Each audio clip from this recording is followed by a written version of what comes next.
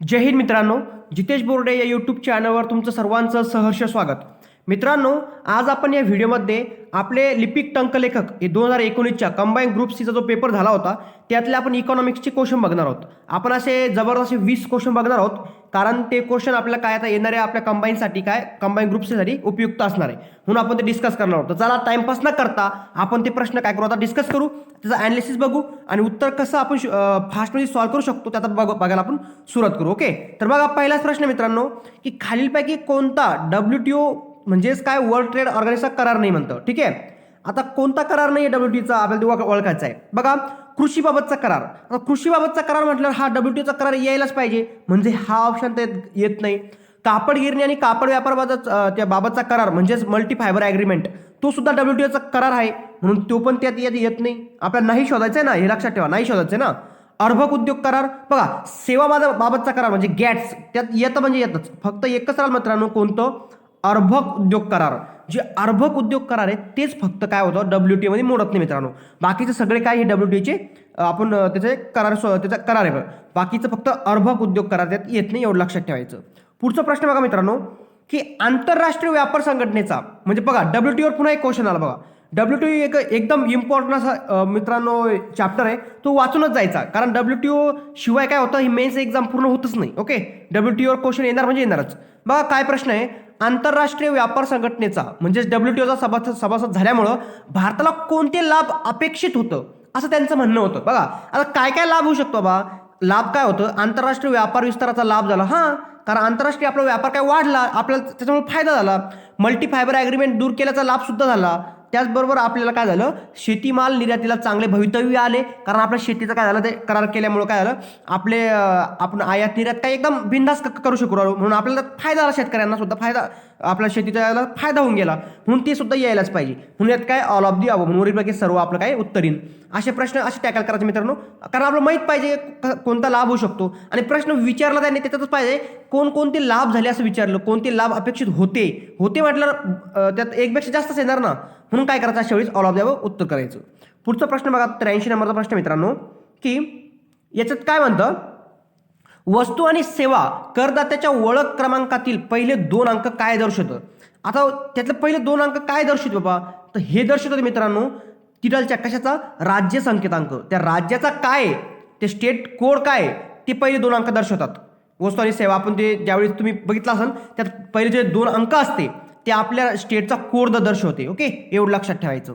पुढचं बघा, खालीलपैकी कोणते भारताच्या विकासातील महत्त्वाचे मुद्दे. बघा आता इथे काय विचारलं, मुद्दे म्हटलं एक येईल का, मुद्दा विचारला का, मुद्दे म्हणलं अनेक येईल, अनेक ऑप्शन आहे का. बघा आपण प्रश्न न वाचता सुद्धा उत्तर देऊ शकतो मित्रांनो. बघा आलं उत्तर ऑल ऑफ दी अबव, पण तरी बघून घ्या. बघा, कमी दरडोई उत्पन्न व आर्थिक वाढीचा कमी दर, बरोबर आहे, यायलाच पाहिजे.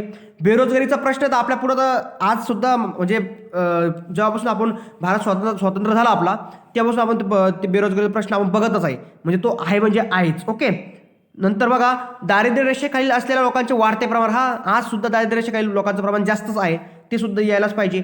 लोकसंख्याचा आकार, साधने व भांडवल यांचा असमतोल, बरोबर आहे, लोकसंख्या भरमसाठ आपली वाढत चाललेली आहे आणि साधने भांडवल याचा आज काय आपला कमतरताच म्हणजे तुटवडा निर्माण होतो लोकसंख्या वाढल्यामुळं, म्हणून ते सुद्धा यायलाच पाहिजे. म्हणून याचं उत्तर काय आहे मित्रांनो, all of the above. Okay, पुढचा प्रश्न बघा. आता बघा हा फॅक्च्युअल आहे मित्रांनो, याचं काय उत्तर माहीतच पाहिजे होतं.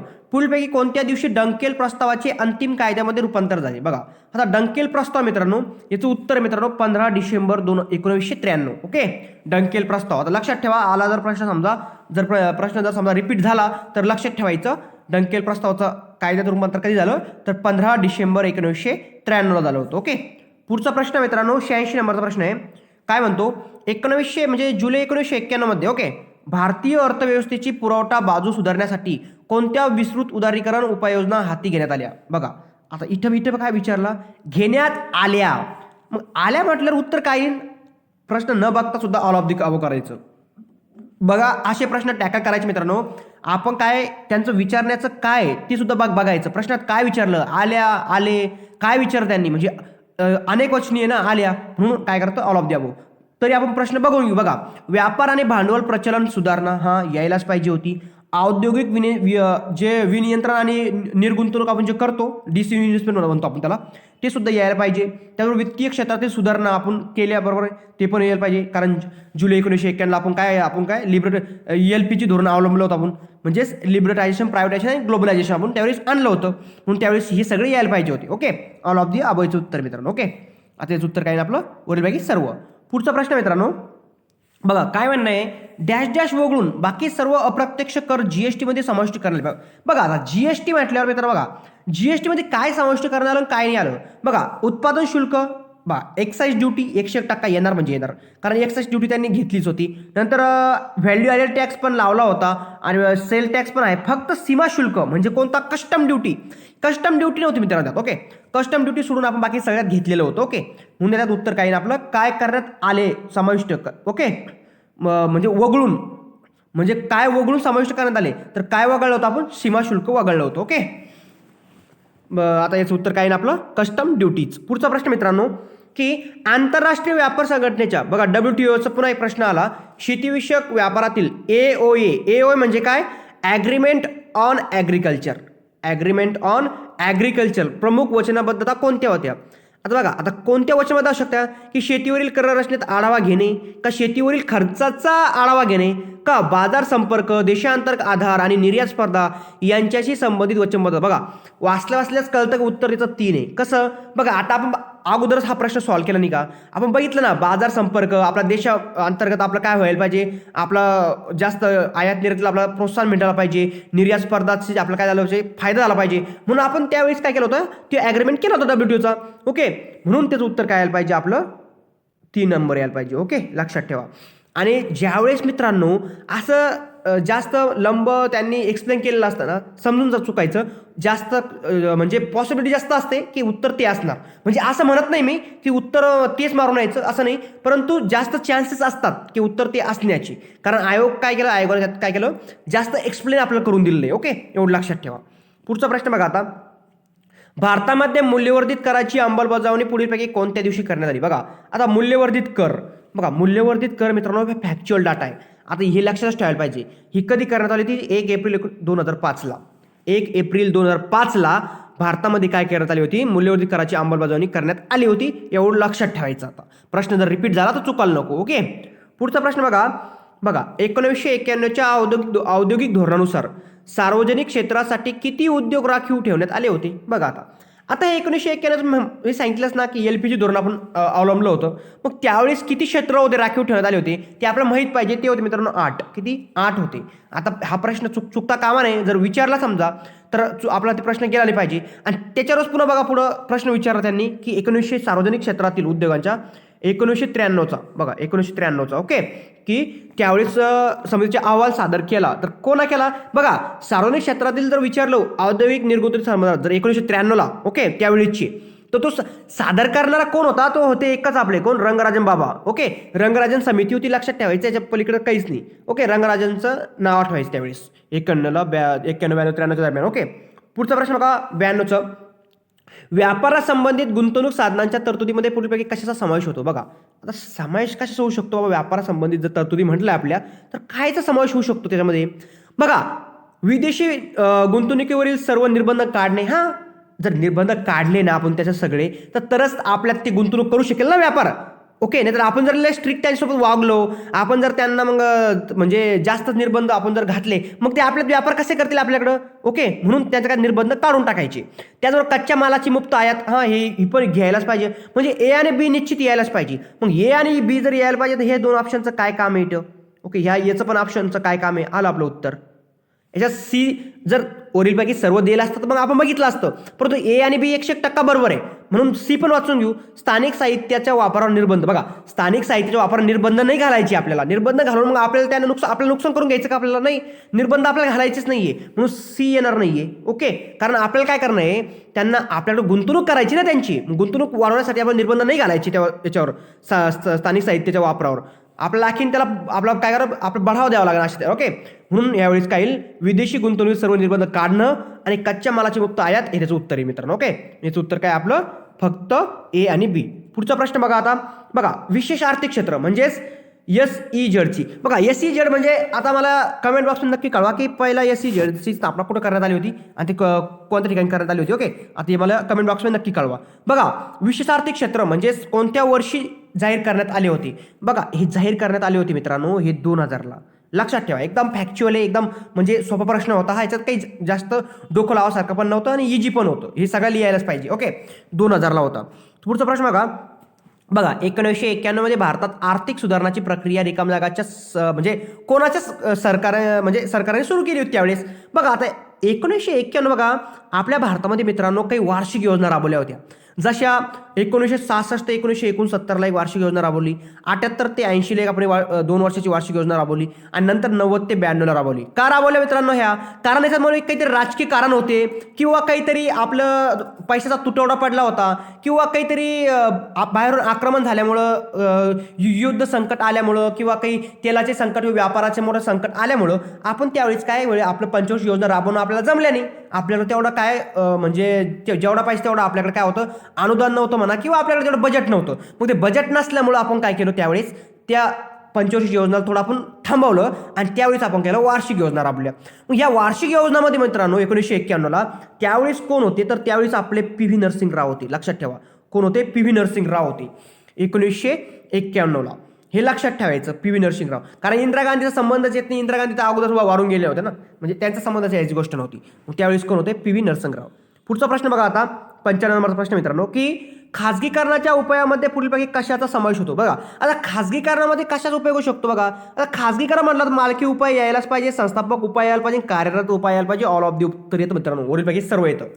आता कसं येतं? कारण बघा आपण जर म्हटलं मित्रांनो की आपला खाजगीकरण उपायामध्ये मालकी उपाय, आपण स्वतःचा मालकी आपला पाहिजे, ओनरशिप पाहिजे आपण स्वतःची, नंतर संस्थात्मक उपाय पाहिजे. ओके, नंतर कार्यरत उपाय सुद्धा पाहिजे. म्हणजे हे तिन्ही सुद्धा त्यात काय होतं, आपलं त्या खाजगीकरणच्या याच्यामध्ये उपायामध्ये आपलं काय होतं, येऊन जातं. म्हणून ऑल ऑफ दी आपण उत्तर मारणार. पुढचा प्रश्न मित्रांनो 96 नंबरचा प्रश्न काय म्हणतो की 2005 मध्ये मल्टी फायबर ॲग्रीमेंट म्हणजे MFA. ओके, काय म्हणणं याचा, ते दूर केल्यामुळे भारतासाठी कोणत्या फायद्याचा दावा निश्चित झाला. म्हणजे हे आपण ज्यावेळी दूर केलं ना, तर कोणत्या फायद्याचा दावा निश्चित झाला, म्हणजे काय फायदा झाला पाहिजे आपल्याला, तर ते होतं मित्रांनो, फायदा काय झाला आपल्याला माहिती का, कापड आणि तयार कपड्याच्या निर्यातीला चालना मिळाली होती. काय झालं आपलं कापड, आपल्याकडे जे कापड आणि तयार कपड्याच्या निर्यातीला काय म्हणजे आपण निर्यातीला काय एकदम चांगली आपल्याला काय काय मिळाली, आपल्याला चालना मिळाली, म्हणजे आपल्याला चांगलं झालं त्यावेळेस. ओके, म्हणजे आपण कोणती गोष्ट जर मित्रांनो निर्यात करत असेल ना, तर ते आपल्यासाठी चांगलं असतं. ओके, आपल्या GDPसाठी चांगलं असतं. आयात करत असं म्हणजे आपल्याला गरज पडली तर आपल्याला आयात करावंच लागते. परंतु जर आपण कोणती वस्तू आपण आयातीपेक्षा निर्यात जर जास्त करत असेल तर ते आपलं काय होत असतं, आपण प्लसमध्ये असतो. ओके, एवढं लक्षात ठेवायचं. आणि ते आपल्या देशासाठी काय असतं, चांगलं पण असतं. बघा आता याचं उत्तर काय होतं मग, कापड आणि तयार कपड्याच्या निर्यातीला चालना मिळण्यासाठी. आता 97 नंबर प्रश्न बघा मित्रांनो, की भारतामध्ये राज्य विक्री कर रद्द करून पुढीलपैकी कोणता कर लागू करण्यात आला. बघा आता हा एक कर सहाय्यकचा प्रश्न आपण एक की भारतामध्ये राज्य विक्री कर जो रद्द केला नंतर कोणता लावला. बघा मित्रांनो आपण काय केलं होतं, राज्य विक्री कर आपण काय केलं, रद्द करून टाकला आणि त्या जागा आपण व्हॅल्यू ॲडेड टॅक्स लावला होता. काय लावला होता? Value added tax. म्हणजेच आपण त्याला काय म्हणतो, मूल्यवर्धित कर आपण म्हणतो त्याला. ओके, म्हणजेच त्याच्यावर काय व्हॅल्यू ॲडेड टॅक्स आपण त्यावेळेस लावला. म्हणून याचं उत्तर काय आपलं 3 नंबर. पुढचा प्रश्न बघा 98 नंबर प्रश्न मित्रांनो, की 5व्या आंतरराष्ट्रीय व्यापार संघटनेची मंत्री परिषद म्हणजे जी मंत्रिस्तरीय परिषद भरली होती ना, ती कोणत्या ठिकाणी म्हणजे त्याचं आयोजन कुठं करण्यात आलं बाबा असं विचार त्यांनी. तर बघा मित्रांनो याचं आयोजन करण्यात आलं होतं, हा झाला फॅक्च्युअल डाटा, हा माहीत पाहिजे. हे होतं कॅनकुनला. कुठं? कॅनकुनला. याचं उत्तर काही आपलं कॅनकुन 1 नंबर. ओके, हा आपला काय आहे फॅक्च्युअल डाटा आहे, हा पाठच असायला हवा. ओके, पुढचा प्रश्न बघा की भारतीय निर्यातीला सामान्यतः डॅश डॅश या बिगर जकाती निर्बंधाचा काय म्हणतात ते सामना करावा लागतो. बघा आता कशात सामना करावा लागतो आपल्याला. बघा संवेष्टन व लेबलिंग, एकसमानतेची आवश्यकता, कागदपत्रे, दस्तऐवज आणि संबंधित प्रक्रिया. बघा मित्रांनो याचं उत्तर ऑल ऑफ दी अबव यायलाच पाहिजे, वरपैकी सर्व यायलाच पाहिजे. काय यायला पाहिजे, कारण बघा आपण जे संवेष्टन किंवा लेबलिंग वगैरे लावतो त्याचा सुद्धा आपल्याला सामना करावाच लागतो बरं का. त्याचबरोबर एक समानतेची आवश्यकता आपल्याला कसे एक समान सगळं पाहिजे त्याची आवश्यकता आपल्याला भासते. कारण आपला कोणता बी माल जर आपण समजा निर्यात करत असलो तर आपल्याला काहीतरी क्वालिटीचाच माल द्यावा लागेल ना, तरच ते लोक खरेदी करतील ना. म्हणून त्याच्यासाठी आपल्याला याची सुद्धा आवश्यकता आहे. त्याचबरोबर कागदपत्र, दस्तऐवज आणि संबंधित प्रक्रिया सुद्धा आपल्याला काय करतो मित्रांनो सामना करावाच लागतो. कारण त्याशिवाय सुद्धा आपलं काय निर्यात होऊ शकणार नाही ना, म्हणून ते सुद्धा येतं. म्हणून उत्तर काय मित्रांनो ऑल ऑफ दी अबव, वरीलपैकी सर्व निर्बंध आपल्याला काय करतो सामना करावा लागतो. पुढचा प्रश्न बघा मित्रांनो, आता 100वा प्रश्न याचा. आता बघा जागतिकीकरणासाठी आवश्यक असलेल्या परिस्थितीमध्ये पुढीलपैकी कशा समावेश होत नाही. बघा प्रश्न चांगला वाचायचा, होत नाही अंडरलाईन करून घ्यायची आपण. ओके, त्यांनी विचारलं काय, होत नाही. बघा आता जागतिकीकरणासाठी जर म्हटलं मित्रांनो की त्याच्यामध्ये आर्थिक उदारीकरण यायला पाहिजे का, आर्थिक उदारीकरण हां यायलाच पाहिजे, कारण त्यावेळेस तर आपण LPG धोरण हे केलं होतं ना, लिबरटायझेशन, प्रायव्हेटायझेशन आणि ग्लोबलायझेशन. तर मग त्याच्यामध्ये तर लिबरटायझेशन त्यांनी दाखवलंच, इकॉनॉमिक लिबरेशन, म्हणजे हे तर यायलाच पाहिजे. म्हणजे होत नाही बरं का, म्हणजे यायला पाहिजे, म्हणजे हे ऑप्शन येईन का आपलं, म्हणजे ए ऑप्शन आपलं येईन का, नाही, म्हणजे ज्याच्यात ए त्याला कट करून टाका. बघा ज्याच्यात ए त्याला कट करून टाका, आपलं उत्तर आलं फक्त सी. कारण आपल्याला माहित आहे की उदारीकरण येणार म्हणजे येणारच. मग उदारीकरण येणार म्हटल्यावर जिथे जिथे ये ते काढून टाका, उत्तर आलं आपलं, म्हणजे फक्त अस्पर्धात्मकताचं उत्तर का आपलं होतं, अस्पर्धात्मक. पायाभूत सुविधाची उपलब्धता येणार यायलाच पाहिजे, ते कोणाला पण समजतं की पायाभूत सुविधाची उपलब्धता असणार म्हणजे असणारच, म्हणून आपलं उत्तर काय, अस्पर्धात्मकता. बघा इथं नॉन कॉम्पिटिशन त्यांनी म्हटलं. बघा मला एकच सांगणं आहे की आपण अशा ठिकाणी जर असं काही हे करणार LPG धोरण, तर ते कशासाठी केलं होतं, कारण स्पर्धा उत्पन्न झाली, त्यातून काय झाली, स्पर्धा उत्पन्न झाली, आणि याच्या ठिकाणी स्पर्धा असायला पाहिजे होती, पण यांनी काय म्हटलं, अस्पर्धात्मकता, म्हणजे स्पर्धा नाहीये असं म्हटलं, पण तेच या ठिकाणी काय झालं, तेच चुकलं, म्हणून उत्तर काय होतं मित्रांनो, फक्त सी. बघा मित्रांनो आपण हे 20 प्रश्न डिस्कस केले, नक्की याच्यातून आपल्याला काहीतरी फायदा होईल. याच्यातून काय होईल, आपल्याला एका मार्काचा जरी फायदा झाला किंवा आपला काहीतरी आपल्या ज्यावेळेस आपण प्री एक्झामला बसू त्यावेळी जर आपल्याच्यातून एक जरी प्रश्न आपला समजा डायरेक्ट किंवा इनडायरेक्ट जरी आपल्याला बघायला मिळाला, तर आपला काय फायदाच होत असतो. म्हणून मित्रांनो जर तुम्हाला व्हिडिओ जर आवडला असेल तर लाईक करा, शेअर करा, सबस्क्राईब करा चॅनलला, आणि सपोर्ट असू द्या. आणि असंच तुम्हाला जर समजा अजून याच्यावर व्हिडिओ जर समजा पाहायचे असेल तर तुम्ही मला कमेंट बॉक्समध्ये नक्की कळवा. ओके मित्रांनो, आणि जर काही चुकलं असेल तर ते मी कमेंट बॉक्समध्ये नक्की कळवा, आपण त्याला सुधार करू. ओके, थँक्यू मित्रांनो. जय हिंद, जय महाराष्ट्र, जय भारत.